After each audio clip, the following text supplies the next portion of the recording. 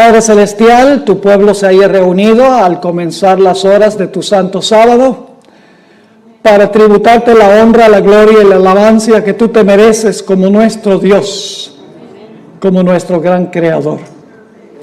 Te pedimos, Señor, que al abrir tu santo libro, tu Santo Espíritu acompañe a tu pueblo.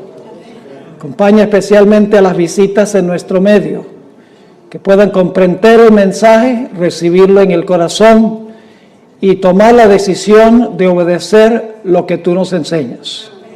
Gracias te damos por la promesa de tu compañía. Reclamamos esa promesa en el precioso nombre que sobre todo nombre, el nombre de Cristo Jesús. Amén. La Iglesia Adventista del Séptimo Día tiene un concepto de eventos finales muy diferente que todas las demás iglesias. Hay muchas diferencias entre la escatología adventista. Escatología significa los eventos finales que concibe la iglesia adventista y los conceptos que tienen otras iglesias. Esta noche, para comenzar, voy a compartir una de esas divergencias entre la iglesia adventista y la mayoría de las iglesias, por lo menos las iglesias carismáticas, las iglesias pentecostales evangélicas. La mayoría de los cristianos hoy en día creen que se pueden preparar para la venida de Jesús hasta que Él venga. Pero la iglesia adventista cree, en armonía con la Biblia, y lo vamos a comprobar esta noche y también mañana en nuestro tema, que la puerta de la gracia para este mundo se va a cerrar antes que Cristo venga. Todos los casos se van a decidir antes que Jesús venga. Se va a cerrar la puerta de la oportunidad, se va a cerrar la puerta de la gracia. Luego va a pasar un periodo que se conoce como el tiempo de angustia. Y solo después del tiempo de angustia regresará Cristo en poder y gloria para reclamar a su pueblo. Es decir, la iglesia adventista, en armonía con la Biblia, enseña que si no estamos listos para cuando se cierre la puerta de la gracia, no vamos a estar listos para la segunda venida de Jesús. Ahora ustedes dirán, pastor, ¿a dónde enseña la Biblia este concepto?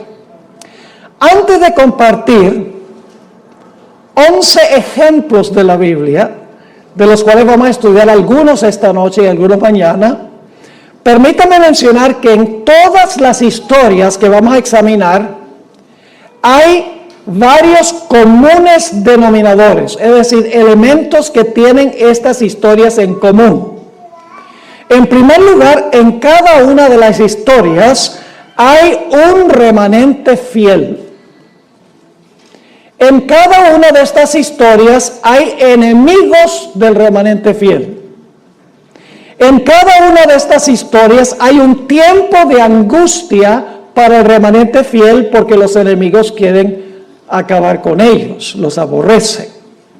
En cada una de las historias encontramos que la fe de los fieles de Dios es severamente probada en el tiempo de angustia. En cada una de estas historias notamos que Dios se demora en responder a las oraciones de su pueblo, porque su pueblo ora que Dios por favor los libre de manos de sus enemigos, pero Dios no responde inmediatamente. Dios demora en responder a las plegarias de su pueblo.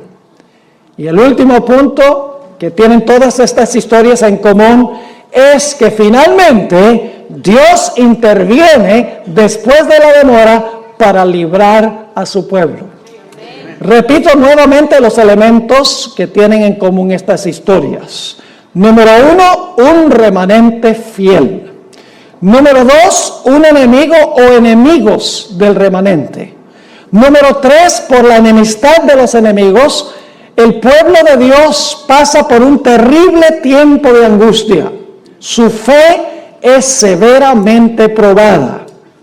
Dios no responde inmediatamente, demora en responder a las plegarias de su pueblo para que Dios los libre.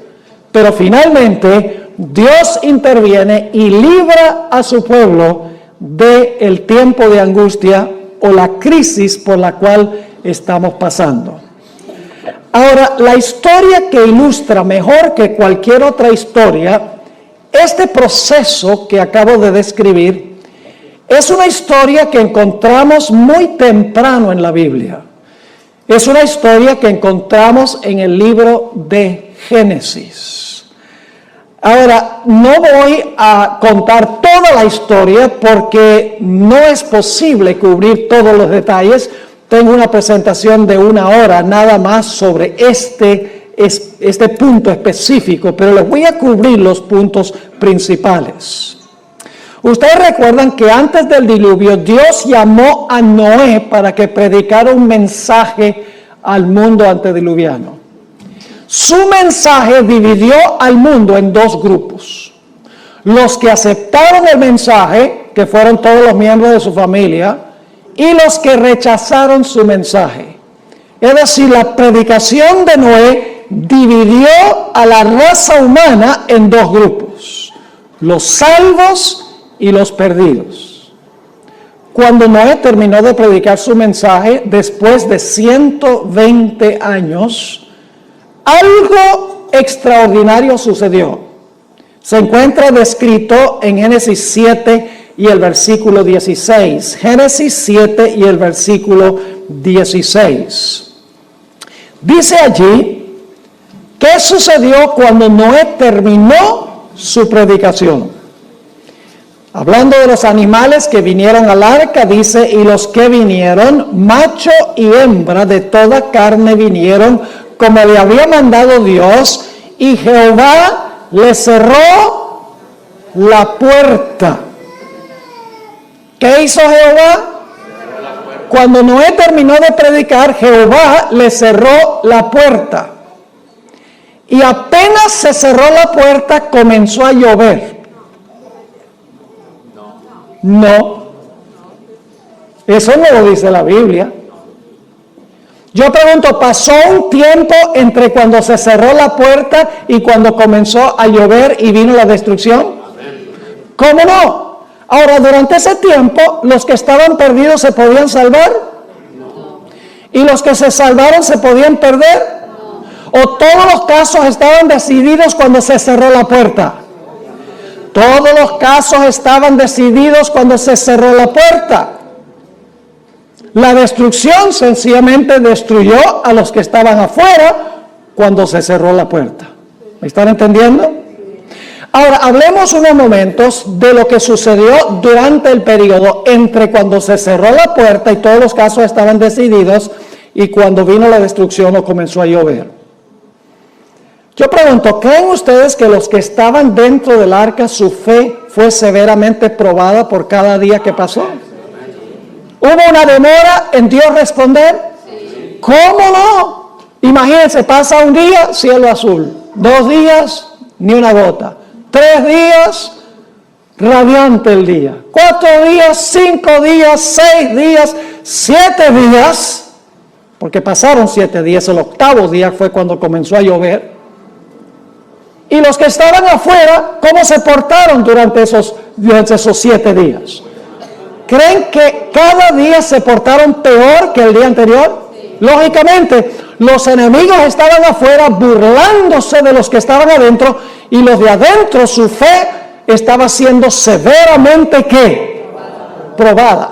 Los que estaban afuera burlándose no sabían que estaban perdidos y los que estaban adentro sabían por la promesa de Dios que iban a ser preservados, pero hubo una demora en Dios intervenir para librarlos. Es decir, hay un periodo de tiempo entre cuando se cierra la puerta, termina la predicación, ya nadie se puede salvar, y cuando finalmente viene la destrucción. Ahora ustedes dicen, ¿pero será que al final de la historia va a pasar lo mismo? Vamos a ver lo que dijo Jesús. Mateo 24 y el versículo 37 al 39. Mateo 24 y el versículo 37 al versículo 39. Aquí Jesús nos va a decir qué importancia tiene esta historia para el tiempo del fin. Dice allí Jesús, mas como en los días de Noé, así será la venida del Hijo del Hombre. ¿Qué eventos está comparando Jesús? Lo que pasó allá va a suceder aquí, está diciendo Jesús. Sigue diciendo, porque como en los días antes del diluvio, estaban comiendo y bebiendo, casándose y dando en casamiento, es decir, estaban llevando a cabo su vida rutinaria. Ahora viene una palabrita muy importante, hasta, es una palabra que marca un momento de tiempo, dice, estaban haciendo esto hasta el día en que Noé, ¿qué? Entró en el arca. Pero ahora fíjense lo que sigue diciendo. Y no entendieron, ¿quiénes no entendieron? Los que estaban afuera, muy bien. Y no entendieron hasta que vino el diluvio. ¿Qué no entendieron entre cuando se cerró la puerta y vino el diluvio? Los que estaban afuera, ¿qué no entendieron? ¿Qué no supieron? Que estaban perdidos, pero siguieron viviendo durante ese periodo. Dice, hasta que vino el diluvio y se los llevó a todos, y luego dice, así será también la venida del Hijo del Hombre. ¿Se va a cerrar la puerta de la gracia antes que Jesús venga? Seguro. En el mundo va a haber un grupo de personas que no van a saber que están perdidos. Va a haber un grupo cuya fe será severamente probada. Pasará el pueblo de Dios por un tiempo angustioso donde sus enemigos se van a burlar de ellos. Finalmente Dios intervendrá para librar a su pueblo cumpliendo su palabra. ¿Cómo no? Ahora permítame ilustrarlo de otra forma. Jesús dijo que Él iba a venir como ladrón en la noche. Compara su venida con la venida del ladrón en la noche. Ahora, mucha gente, inclusive creo yo la mayoría de los adventistas, creen que la venida de Cristo como un ladrón es la segunda venida de Jesús. Pero la venida de Jesús como ladrón no es la segunda venida de Cristo. Permítame ilustrar lo que quiero decir. Es una noche muy fría en San Diego. Yo me imagino que ustedes tienen noches bien frías aquí de vez en cuando, ¿verdad? En diciembre, en enero posiblemente, donde sopla el viento y está frío, entra esa neblina del Pacífico. ¡Wow! Y han trabajado todo el día y llegan a la casa, se comen una buena cena, se sientan en la silla favorita a ver las noticias en la televisión, se quedan como medio dormidos y dicen, me voy a ir a acostar porque estoy cansado. Y entonces va la persona, se acuesta, y apenas se acuesta y se pone las cobijas encima, que está calientico, y ha bajado el termostato de la casa, porque uno duerme mejor con el termostato bien bajo. La persona dice, se me olvidó trancar la puerta. Y estoy aquí debajo de esta cobija calientico, sabroso. Qué flojera me da salirme de debajo de la cobija para ir a trancar la puerta. Y la persona dice, al fin y al cabo yo llevo viviendo en esta casa 25 años y nunca ha llegado el ladrón. Y se queda con las cobijas puestas.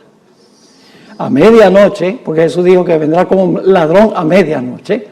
A medianoche, a que no adivinan quién llega. El ladrón llega, exactamente. Y el que está en la casa está ¿qué? Durmiendo. No sabe que el ladrón ha venido. Y el ladrón entra a la casa y se roba la cámara de video, se roba el celular, se roba el dinero que consigue, mejor dicho, se roba todo lo que tiene valor y se va. Los que están adentro de la casa no saben que el ladrón ha venido. ¿Cuándo descubren los que están en la casa que el ladrón hizo una visita? Cuando se despiertan por la mañana, pero ya para ese momento es demasiado tarde. Cuando Jesús dice que Él va a venir como ladrón, lo que está diciendo es que Él va a cerrar la puerta de la gracia, y si no estamos velando, si no estamos listos, seremos tomados por sorpresa, y solamente cuando Cristo venga nos daremos cuenta que estamos perdidos. ¿Me están entendiendo lo que estoy diciendo? Y ahora escuchen bien lo que voy a decir. Muy importante. Tenemos un momento en la historia de este mundo cuando se va a cerrar la puerta de la gracia para todos los seres humanos. Pero si usted se llega a morir esta noche, su puerta se cerró. Su puerta individual. Porque la Biblia dice que Dios establece que el hombre muere una vez y después de eso viene el juicio. Es decir, no podemos decir, bueno, yo me voy a preparar y voy a estar listo cuando se cierre la puerta de la gracia. O yo voy a demorar porque la puerta de la gracia no se va a cerrar todavía porque no ha llegado la ley dominical.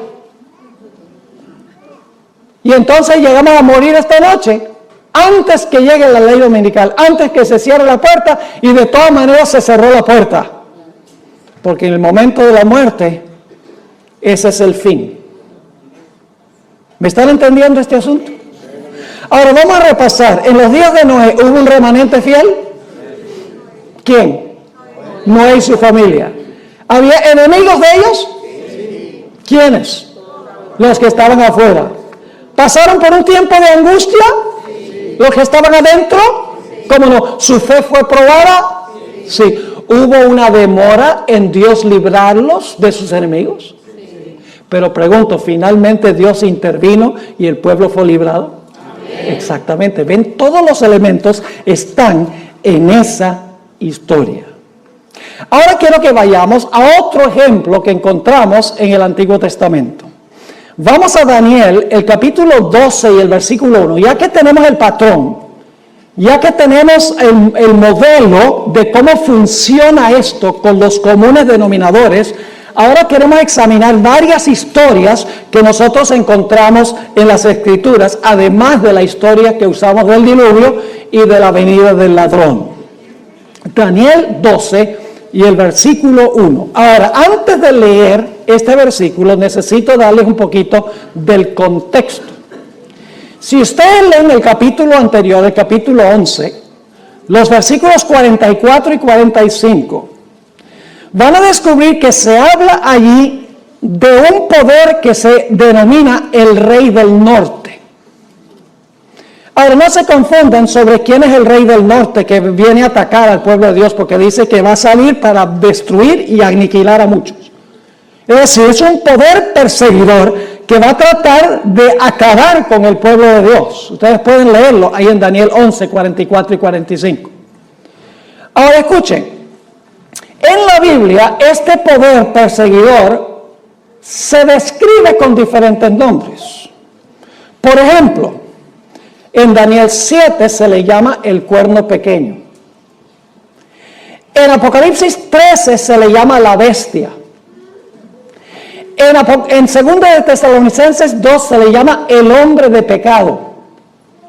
En 2 de Tesalonicenses, en Mateo 24 se le llama la abominación asoladora. En Apocalipsis 17 este poder se le llama la ramera. Y en 1 de Juan, el capítulo 2, se le llama el anticristo. Todos esos nombres se aplican al mismo sistema. Son perspectivas distintas del mismo sistema. Así que el Rey del Norte es lo mismo que el cuerno pequeño o la bestia. La abominación asoladora, la ramera, el hombre de pecado. Todos son nombres que describen el último poder que va a perseguir y oprimir al pueblo de Dios. Y ya hemos estudiado en cuanto al cuerno pequeño y la bestia. Y hemos visto que el cuerno pequeño y la bestia representan ¿qué poder? Representan el papado. Exactamente. Lo cubrimos en detalle examinando estas profecías matemáticamente. Así que viene el Rey del Norte, el enemigo final del pueblo de Dios. Y los versículos 44 y 45 del capítulo 11 dice que va a salir para destruir y aniquilar al pueblo de Dios. Pero cuando está a punto de hacerlo, tenemos lo que se describe en Daniel 12 y el versículo 1. Dice allí, en aquel tiempo, es decir, cuando el Rey del Norte sale para destruir al pueblo de Dios, se levantará Miguel. ¿Qué va a pasar cuando el pueblo de Dios esté siendo perseguido finalmente? ¿Qué va a pasar? ¿Se va a levantar quién? Miguel. Se va a levantar Miguel. Ahora, ¿quién es Miguel? Hay mucho debate en el mundo teológico sobre quién es Miguel. No hay necesidad de debatir quién es Miguel, porque Miguel es un nombre que se le atribuye a Cristo Jesús. El nombre Miguel significa ¿quién es como Dios? También se conoce como el arcángel Miguel. Ahora escuchen bien, Jesús no es un ángel. Jesús es un mensajero. La palabra ángel significa mensajero. Jesús se llama Miguel, pero Jesús es eterno Dios, según la Sagrada Escritura. Pero Miguel es uno de los nombres de Jesús. Es el arcángel del pacto. Es el arcángel que resucita a los muertos a la segunda venida. Vendrá con la voz del arcángel y con trompeta de Dios. Es el que resucita a los muertos. Y todos sabemos que ese es ¿quién? Ese es Cristo Jesús. Así que cuando el rey del norte, el último poder, sale a destruir al pueblo de Dios, dice, se levantará Miguel. Ahora, ¿qué significa eso? Se levantará Miguel. ¿Qué significa la palabra se levantará? Tenemos que regresar al capítulo 11 para entender qué significa se levantará Miguel. Vamos a Daniel, el capítulo 11 y el versículo 2 y el versículo 3. Daniel 11 y el versículo 2 y el versículo 3. Ahora, lamentablemente, en la traducción no se traduce la palabra igual, pero es la idéntica palabra hebrea que se usa en Daniel 12:1. Levantará es la mismita palabra que vamos a ver en los versículos 2 y 3 del capítulo 11. Fíjense lo que dice allí. Y ahora yo te mostraré la verdad. He aquí que aún habrá 3 reyes en Persia. Esa palabra habrá se podría traducir, se levantarán 3 reyes en Persia. ¿Qué significa eso? Que de aquí en adelante se levantarán 3 reyes en Persia. Significa que después de eso van a reinar 3 reyes en Persia, ¿sí o no? Van a ocupar el trono 3 reyes en Persia. Se van a levantar para gobernar. Ahora, note que sigue diciendo aquí, ahora yo te mostraré la verdad, he aquí que aún habrá o se levantarán 3 reyes en Persia, y el cuarto se hará de grandes riquezas más que todos ellos, y al hacerse fuerte con sus riquezas, levantará a todos contra el reino de Grecia. Y luego dice, se levantará luego un rey valiente. Esa palabra levantará es la mismita palabra que se usa en Daniel 12:1. ¿Qué significa eso? Que se levantará luego un rey valiente. Significa que un rey valiente va a comenzar ¿a qué? A reinar o a gobernar. Así que dice, el cual dominará con gran poder y hará su voluntad. Así que, ¿qué significa cuando dice que Miguel se levantará? Significa que Miguel va a comenzar a reinar. ¿Me están entendiendo lo que estoy diciendo? Ahora escuchen bien. ¿Qué es el reino de Cristo? Generalmente nosotros pensamos del reino de Cristo en términos geográficos. Decimos, el reino de Cristo es este mundo, es este planeta. Pero ¿saben lo que es el reino de Cristo? El reino de Cristo se compone de los sujetos de su reino, de los fieles que pertenecen a su reino. Ahora yo pregunto, ¿cómo se determina quién es un fiel miembro del reino de Jesús? ¿Cuándo se determina quiénes son fieles miembros del reino de Jesús? Se determina en otra doctrina que en realidad ninguna iglesia enseña, sino la iglesia adventista. Se determina en el juicio investigador antes de la segunda venida de Jesús. Antes que Jesús venga, se van a investigar los casos de todos los que profesaron el nombre de Jesús. Todos los que dijeron seguir a Jesús, se van a examinar sus casos para ver si su profesión es genuina o no. Y usted dice, ¿por qué se va a hacer eso? Bueno, déjame preguntarles, ¿en la iglesia hay trigo y cizaña? ¿Sí? ¿La cizaña se parece al trigo? ¿Las cizañas son personas que profesan servir a Jesús? Entonces, ¿en algún momento hay que distinguir entre el trigo y la cizaña? ¿En la iglesia hay vírgenes sabias y vírgenes fatuas? ¿Las fatuas también profesan seguir a Jesús? Sí. Tienen lámparas y las lámparas tienen aunque sea un poquito de aceite. Lo que no tienen es aceite extra. Yo pregunto, ¿en la iglesia hay buenos peces y malos peces? Sí. Jesús usó la parábola de la pesca. Y nosotros somos los pescadores, el barco es la iglesia y el tirar la red es la predicación del evangelio. Y cuando usted tira la red, usted pesca solo pececitos buenos. No. En la iglesia hay peces buenos y peces malos. ¿Hay que hacer alguna separación? Yo no les voy a contar la historia, pero cuando yo crecí en Venezuela, íbamos a una isla que se llama Margarita, en vacación, nosotros la familia, y nos gustaba ir a una playa que se llamaba El Tirano, a donde entraban los pescadores tempranito por la mañana. ¿Y sabe qué hacían? Llegaban a la playa con las redes, y las redes tenían toda clase de animal marino. Tenían tiburones pequeños, estrellas de mar, tenían pulpos, tenían un pez así con una cabeza bien grande, con un cuerpo así delgadito, le dicen sapo allá, que tenía unas púas así venenosas, era como un bagre. Y los pescadores se sentaban en la orilla y tenían una canasta para los peces buenos y otra canasta para los peces malos, o por los animales marinos malos. Había que hacer una obra de ¿qué? De separación. La red del evangelio reúne peces buenos y peces malos, pero en el juicio Cristo examina para ver quién es quién. Yo pregunto, ¿en la iglesia hay personas que tienen apariencia de piedad, pero en realidad no tienen el poder de la piedad? Lo dice el apóstol Pablo. Yo pregunto, ¿inclusive hay ministros que se disfrazan como ministros de justicia? El apóstol Pablo lo dice.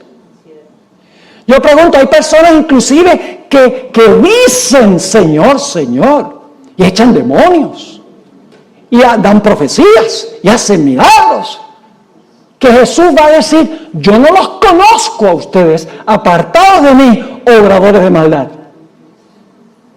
¿Entienden por qué Cristo tiene que hacer una obra de separación antes de la segunda venida? Él tiene que demostrar quiénes son súbditos de su reino antes de regresar. Y cuando haya mostrado en el juicio quiénes en verdad son miembros de su reino está completo y se cierra la puerta de la gracia. Así que el levantarse de Miguel, que se menciona aquí, sencillamente significa que Jesús ha terminado su obra de juicio en el santuario celestial. Todos los casos están decididos para vida o para muerte. Y ahora Jesús se va a levantar para reinar sobre su reino, porque su reino, sus súbditos están ¿qué? Completos. Pero yo pregunto, ¿los súbditos de Jesús van a pasar por un tiempo de angustia aún cuando se cierre la puerta? Vamos otra vez a Daniel 12:1 para que ustedes vean. Dice, en aquel tiempo se levantará Miguel porque su reino está completo. Se ha mostrado quiénes son los súbditos de su reino en el juicio. Dice, el gran príncipe que está de parte de los hijos de tu pueblo, es decir, es el defensor de su pueblo. ¿Y qué va a suceder? Después que se levanta, después que se cierra la puerta, que Cristo comienza a reinar, ¿qué va a suceder? Dice, y será tiempo de angustia. ¿Va a pasar el pueblo de Dios por el tiempo de angustia? ¿Sí o no? Según este texto, el pueblo de Dios va a pasar por el tiempo de angustia. ¿Qué enseñan hoy las iglesias evangélicas? Enseña que cuando Cristo venga en el rapto, se va a llevar a todos los fieles al cielo. Y aquí van a quedar nada más los judíos para sufrir, como si no han sufrido suficiente ya. Para ellos, el pueblo de Dios no va a pasar por el tiempo de angustia, y por lo tanto, cuando se encuentren en el tiempo de angustia, no van a tener la fe necesaria para pasar por ese periodo. Porque si usted no cree que va a pasar por un tiempo de angustia, usted no se va a preparar. Por ejemplo, si el servicio climático le dijera a usted que va a haber un huracán en la Florida, ¿usted se prepara en San Diego? No, pues no va a pasar en San Diego. ¿Me están entendiendo lo que estoy diciendo? Si usted no cree que va a pasar por el tiempo de angustia, ¿para qué se va a preparar para ese evento? La mayoría de los seres humanos serán tomados por sorpresa durante el tiempo de angustia sin ninguna preparación, y muchos adventistas también. Así que dice, será tiempo de angustia, cual nunca fue desde que hubo gente hasta entonces. Ah, pero aquí viene la buena nueva. Sí, el pueblo de Dios va a pasar por el tiempo de angustia, pero Cristo se va a levantar para defender a su reino. Porque dice, pero en aquel tiempo será que libertado tu pueblo, todos los que se hallen escritos, ¿dónde? Todos los que se hallen escritos en el libro. ¿Cuándo fue que fueron confirmados en el libro? ¿Cuándo fueron confirmados en el libro? ¿Creen ustedes? Durante el juicio. Eso demuestra que hubo un juicio. Y se confirmó su nombre en el libro de la vida. Y usted dice, pastor, ¿se confirmó? Sí, porque cuando nosotros recibimos a Cristo Jesús como Salvador personal, cuando profesamos a Jesús, Jesús anota nuestro nombre en el libro de la vida. En ese momento Jesús no se pone a mirar si la profesión es genuina o no. Sencillamente acepta nuestra palabra, de que vamos a seguir a Jesús, vamos a hacer cielo a Jesús, y Jesús anota el nombre en el libro de la vida. En el juicio se examina la vida de la persona para ver si su profesión es genuina o no. Yo pregunto, una vez que una persona ha sido perdonada, ¿se le puede revocar el perdón? ¿Una persona puede ser salva y luego perder la salvación? Las iglesias, muchas iglesias protestantes dicen, no, una vez salvo, siempre salvo. La Biblia no enseña eso. ¿Te recuerda la parábola de los dos deudores? Parábola interesante esta de los dos deudores. Había un hombre que debía 10,000 talentos, una suma que era imposible pagar. Había desfalcado los fondos del dueño, es decir, le había robado a su maestro, a su amo. Y el amo dice, ven acá, este es el juicio, ven acá. Y examina y dice, mira, tú me debes 10,000 talentos, págame. Dice, yo no tengo con qué pagar, dame tiempo y te pago. ¿Qué tiempo? Aunque te dé 1,000,000 de años, no tienes para pagar eso. Es una deuda impagable. Y el hombre llora y clama y dice, por favor, perdóname la deuda, o dame tiempo, yo pago la deuda. Finalmente, como clama al dueño, el dueño le dice, mira, voy a hacer algo mejor, porque tú clamaste por misericordia y yo te voy a perdonar la deuda. Y él dice, ¿así nomás? Sí, porque clamaste a mí, la deuda queda cancelada. ¡Wow! Este hombre dice, fabuloso. Y sale saltando del lugar, sale contento. Me perdonó una deuda que yo no podía jamás pagar. Y cuando sale por la puerta encuentra un individuo que le debe 100 denarios. El equivalente de 100 días de trabajo. El jornal era un denario. Y se lo encuentra y le dice, mira, tú me debes 100 denarios, págamelos. Y este individuo hace lo mismo, clama y dice, ay, por favor, dame tiempo que yo te lo pago. Y dice, ¿qué tiempo? Págame ahora. Y dice la Biblia que lo agarró por el cuello y lo estaba ahorcando para que le pagara los 100 denarios.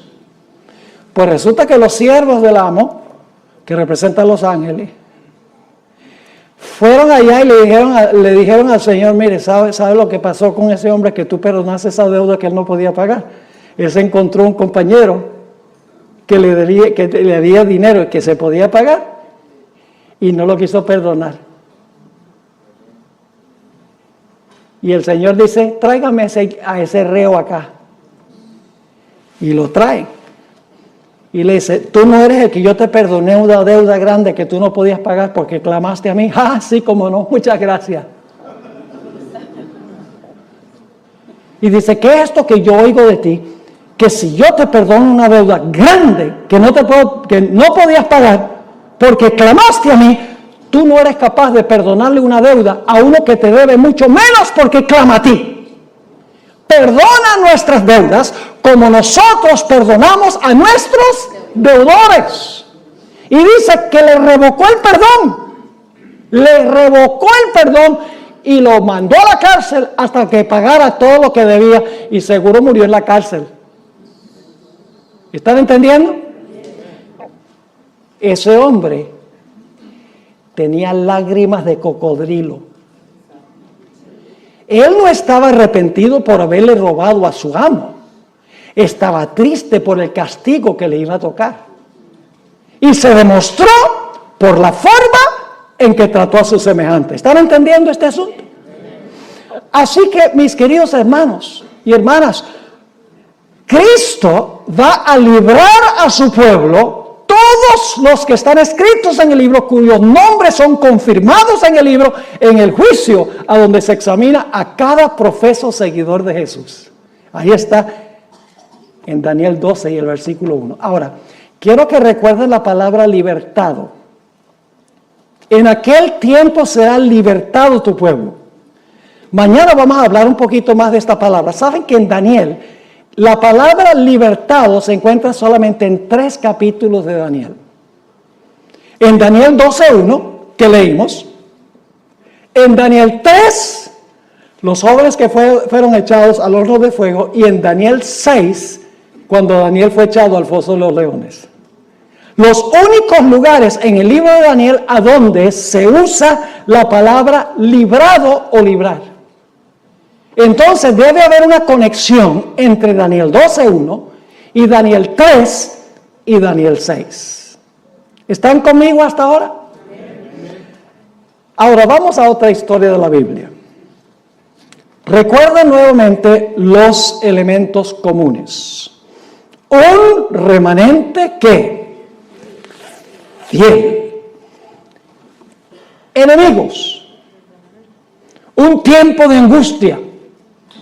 La fe del fiel Hijo de Dios es probada. Dios se demora en responder la plegaria de su siervo y finalmente su siervo es que es librado. Ahora vamos a estudiar la vida de Jacob, porque ustedes saben que esto se llama el tiempo de angustia de Jacob. Pues si se llama el tiempo de angustia de Jacob, ¿a dónde tenemos que ir para entender el tiempo de angustia de Jacob? Pues sería bueno ir a la historia de Jacob, si es el tiempo de angustia de Jacob. La historia de la angustia de Jacob se encuentra en Génesis 32. Vayan conmigo a Génesis 32. Y les voy a compartir algunos detalles. Por la premura del tiempo no podemos cubrir toda la historia, pero les voy a dar los puntales, los puntos más importantes. En esta historia, Jacob estaba regresando a su hogar después de 20 años de ausencia por haber engañado a su padre y robado la primogenitura a su hermano. Cuando se está acercando a su hogar perdido por causa de su pecado, escucha que su hermano Esaú, a quien le robó la primogenitura, está viniendo contra él con 400 hombres armados hasta los dientes, con el fin de destruir a Jacob y a su familia por lo que Jacob había hecho 20 años antes. Jacob temía que su pecado había sido tan grande que Dios no le podía garantizar protección, que su pecado era tan inmenso ante la vista de Dios que Dios no iba a poder cumplir su pacto para con él y protegerlo de la ira de su hermano. Y por lo tanto nos dice la historia que Jacob fue a la orilla del arroyo de Jaboc y allí vació su corazón en oración a Dios. Pidió a Dios 2 cosas. 1, dame la seguridad del perdón. Dame la seguridad de que tú me aceptas, de que mi pecado ha sido perdonado. Y luego dice, con esa certeza, dame la seguridad que tú vas a protegerme de la enemistad de mi hermano, que viene con los 400 hombres con la intención de destruirme junto con mi familia. Vamos a leer la historia, como se encuentra en Génesis 32, 9 al 11. Aquí se describe la oración de Jacob. Y aparece otra vez la palabra clave. Dice allí, y dijo Jacob, Dios de mi padre Abraham, y Dios de mi padre Isaac, Jehová, que me dijiste, vuélvete a tu tierra y a tu parentela, y yo te haré bien. Y luego noten lo que dice Jacob. menor soy yo que todas las misericordias y que toda la verdad que has usado para con tu siervo. Jacob está diciendo, Señor, yo no soy digno de que tú me perdones ni de que tú me aceptes. Y luego sigue diciendo, pues con mi cayado pasé este Jordán y ahora estoy sobre 2 campamentos. Y luego, ¿cuál es la palabra del versículo 11? ¿De quién? De la enemistad del hermano. ¿Tiene Jacob un enemigo, sí o no? Sí. Él es el remanente fiel. Él tiene un enemigo.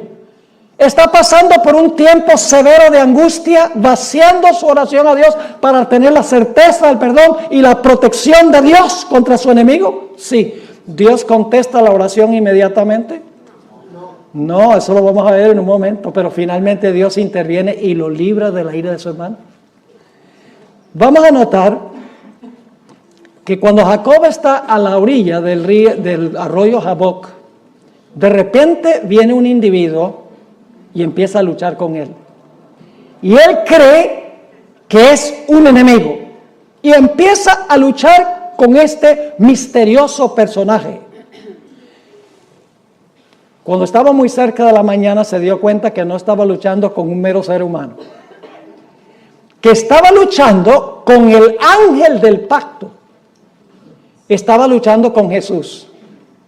Lo vamos a ver en unos momentos. Estaba luchando con Jesús. Y cuando estaba por amanecer, Jacob le dice a este personaje, Señor, dame la seguridad del perdón.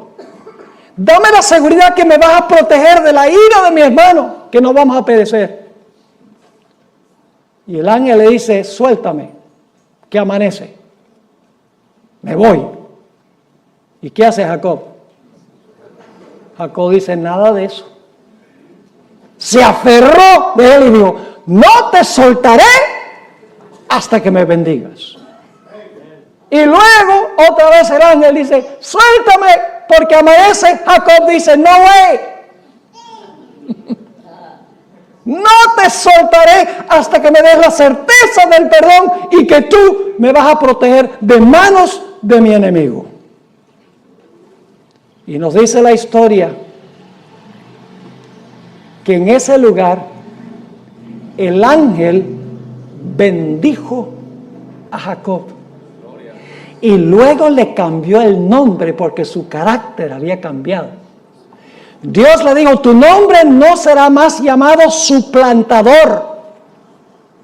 Jacob significa suplantador, alguien que procura robarle el puesto a otro. Sino que tu nombre será llamado Israel, porque has luchado con Dios y con los hombres y has prevalecido. Leamos la historia como se relata en Génesis 32, 24 al 30. Génesis 32 y el versículo 24. Así se quedó Jacob solo y luchó con él un varón hasta que rayaba el alba. Y cuando el varón vio que no podía con él, tocó en el sitio del encaje de su muslo y se descoyuntó el muslo de Jacob mientras que con él luchaba. Y dijo el personaje, déjame porque raya el alba. Y Jacob le respondió, no te dejaré si no me bendices. Y el varón le dijo, ¿cuál es tu nombre? Y él respondió, Jacob. Y el varón le dijo, no se dirá más tu nombre Jacob, sino Israel, que significa príncipe de Dios. Porque has luchado con Dios y con los hombres y has, ¿qué? Vencido. Entonces Jacob le preguntó y le dijo, declárame ahora tu nombre. Y el varón respondió, ¿por qué me preguntas por mi nombre? Y lo bendijo allí. Ahora, ¿quién fue este personaje con quien luchó Jacob toda la noche para tener la seguridad del perdón y la seguridad de la protección contra la ira de su hermano? La Biblia lo describe de dos formas. Noten el libro de Oseas, el capítulo 12 y el versículo 4, ¿con quién fue que luchó Jacob? Oseas 12 y el versículo 4. Interesante este texto, ¿verdad que sí? Dice, ¿venció a quién? Con el ángel, con Dios. ¿Jacob venció a quién? Venció al ángel y prevaleció. Lloró y le ¿qué? Y le rogó. En Betel le halló y allí habló con nosotros. ¿Con quién estaba luchando Jacob? Dice que estaba luchando con el ángel. Lloró y rogó al ángel, dice aquí. Y usted dice, entonces, ¿el que estaba luchando con Jacob era el ángel? Sí, era el personaje que en el Antiguo Testamento se le llama el ángel de Jehová. Jesús. Ahora vuelvo a decir que el ángel de Jehová no es un ángel, no es una criatura. El ángel de Jehová es Jesús. Y Jesús es eterno Dios. Pero en el Antiguo Testamento se le llama el ángel o el mensajero de Jehová. Y ustedes dicen, ¿cómo sabe que ese ángel en realidad era Jehová? Por el nombre que Jacob le puso al lugar. Noten Génesis 32 y el versículo 30, el nombre que le dio Jacob a ese lugar. Dice en Génesis 32, 30, y llamó Jacob el nombre de aquel lugar, ¿qué cosa? Peniel. ¿Sabe lo que significa la palabra Peniel? Viene de dos palabras hebreas, pen y el. Significa rostro de Dios. ¿Cómo llamó Jacob el lugar donde luchó con el ángel? El rostro de Dios. ¿Por qué razón? Dice, porque dijo, vi a Dios cara a cara y fue, ¿cuál es la palabra clave ahí? Fue librada mi alma. ¿Están captando la perspectiva? Ahora yo pregunto, al final de la historia, los enemigos del pueblo de Dios van a venir en contra de ellos. ¿Ustedes creen? El pueblo de Dios va a clamar día y noche para que Dios los libre de manos de sus enemigos. Su fe será severamente probada. Ciertamente que sí. El pueblo de Dios finalmente se la ha librado de la ira de la bestia, de su imagen y de la prueba sobre su marca. ¿Cómo no? Ahora queremos ir a otro ejemplo del Antiguo Testamento. El cautiverio de Israel en Babilonia. Permítanme mencionarles los elementos claves antes de leer el pasaje que se encuentra en Jeremías, el capítulo 30, y vamos a leer Jeremías 30 y empezando con el versículo 5. Escuchen bien el marco histórico. El remanente fiel en esta historia es el pueblo de Israel. El enemigo del pueblo de Israel en esta historia es Nabucodonosor y los babilonios, que llevaron al pueblo de Dios cautivo a Babilonia. El tiempo de angustia que pasó el pueblo fueron los 70 años que pasaron allí cautivos en Babilonia, bajo el mando de su enemigo, Nabucodonosor y de los babilonios. Yo pregunto, ¿se demoró Dios en librarlos? Se demoró 70 años, sí. Fue un tiempo de agonía para el pueblo de Dios mientras estaban cautivos. ¿Cómo no? ¿Su fe fue severamente probada? Sí. Pero finalmente Dios intervino y libró a su pueblo del cautiverio a Babilonia y al rey Nabucodonosor. Vamos a leer el pasaje como se encuentra en Jeremías 30 y el versículo 5. Porque así ha dicho Jehová: hemos oído voz de temblor, de espanto y no de paz. Inquirid ahora y mirad si el varón da a luz. Sabemos que el varón no da a luz, pero estos dolores del pueblo son tan grandes que parecen dolores de una mujer en parto. Inquirid ahora y mirad si el varón da a luz, porque he visto que todo hombre tenía las manos sobre sus lomos, como mujer que está de parto, y se han vuelto pálidos todos los rostros. ¿Pueden captar la agonía y el sufrimiento que se describe aquí? El dolor que está pasando el pueblo de Dios porque están cautivos. Y luego dice en el versículo 7, ¡ah! ¡Cuán grande es aquel día! tanto que no hay otro semejante a él. ¿Recuerdan Daniel, el capítulo 12:1, donde dice que tiempo de angustia cual no se ha visto jamás? Aquí está la expresión, que no hay otro semejante a él. Y luego, ¿cómo se llama este tiempo? Tiempo de angustia, ¿para quién? Para Jacob. Ahora es el pueblo, porque en este tiempo Jacob estaba muerto. Jacob es un sinónimo del pueblo de Israel. Dice, tiempo de angustia para Jacob, pero ahora escuche la palabra clave otra vez. Pero de ella será librado. Gloria a Dios. ¿Están viendo en todas estas historias el tema clave? Mas será librado. En aquel día, dice Jehová de los ejércitos, yo quebraré su yugo de tu cuello, es decir, del enemigo. Voy a quebrar su yugo de tu cuello y romperé tus coyundas. Y extranjeros no lo volverán más a poner en servidumbre, sino que servirán a Jehová su Dios y a David su rey, a quien yo les levantaré. Eso no puede ser el David literal, porque David ya estaba muerto. Está hablando de quién va a reinar sobre su pueblo. No David, sino el hijo de David, que es ¿quién? Cristo Jesús. Vamos a notar otro panorama que da la Biblia. Mateo 24 y el versículo 21 y 22. Hermanos y hermanas, nosotros ni siquiera nos imaginamos cómo va a ser ese periodo. Nosotros ahora vivimos más o menos cómodos. Tenemos nuestra casita, tenemos 1 o 2 carros, tenemos algo de dinero en el banco, tenemos ropa, tenemos libertad para movilizarnos de un lado para otro, podemos reunirnos libremente en la iglesia. Todo eso va a llegar a su fin. El pueblo de Dios lo va a perder todo, lo vamos a ver en la próxima historia que voy a cubrir. Y el pueblo de Dios va a tener que huir y dejarlo todo. ¿Está usted dispuesto a dejarlo todo? Me hace pensar de algunos adventistas que dicen, pastor, a mí no me alcanza el dinero para diezmar. No me alcanza.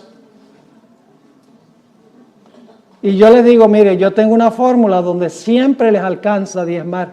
Diezmen primero. Y cuando digo eso, dice, ay, pero si diezmo primero no me alcanza para pagar las cuentas. Entonces, usted por pagar las cuentas le va a robar a Dios. Y saben que muchos de esos mismos que dicen, no me alcanza el dinero para diezmar, dicen, pero el día que lo tenga que entregar todo por Cristo, lo entrego todo. ¿Y qué le hace usted pensar que si no está dispuesto a devolverle a Dios el 10%, de repente le va a devolver la vida?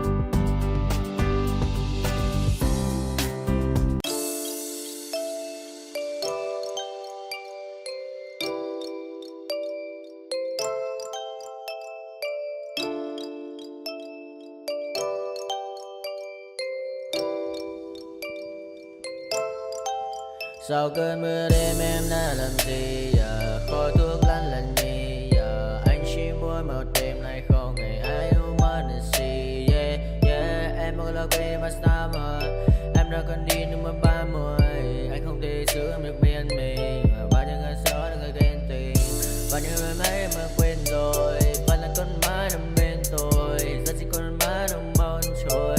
Yeah, anh chẳng thể giữ được cho em nhiều điều, có mấy con mất điều em mới không muốn. Yeah, em mới không muốn.